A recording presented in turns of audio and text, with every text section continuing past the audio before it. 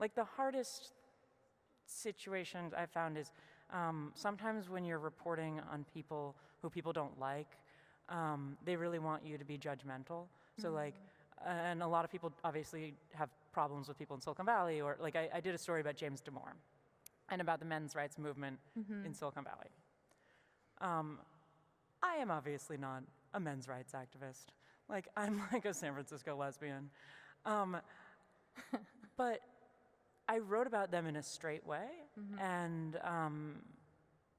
didn't end every quote with like, he said, comma, like a jerk would or something, you know. And people got really mad at me. Like, people got really, really mad that I reported on these people and that I like quote, gave them a platform was the thing. And so that's been hard, like actually hard. Because they were expecting you to have a point of view? Yeah, I don't want to have a point of view. I really don't. Do you? No, like I'm genuinely just like truly amused and like by the whole spectrum of the shit show of life. Like, yeah.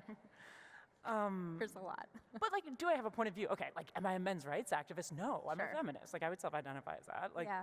without it, yeah. So I have the point of view there. But yeah, so that's been hard. That's tricky. Yeah. Sometimes covering it and trying to do it in a way that's straight and that's flat and that's accurate and that's not driven by an agenda. And I imagine you're oftentimes the only woman in the room with a lot of these conversations, right? So talk about what that's been like as a reporter and just as a woman, as a lesbian woman in San Francisco. To be in the heart of it. To be the only woman in the room. I have gotten so used to it, I barely even see it. I brought my little sister once to the Battery, which is like this private club in San Francisco that a lot of like venture capitalists and startup people go to.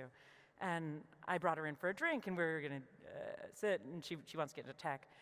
And she was like, Nellie, is this a men's club?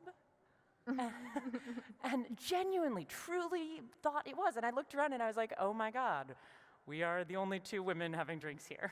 Like, okay, it might be.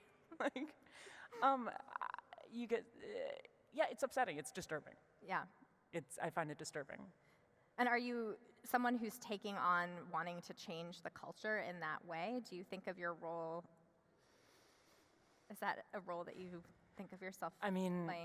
I would not mind if my reporting made it a more diverse place, both in terms of gender and in terms of race. Yeah.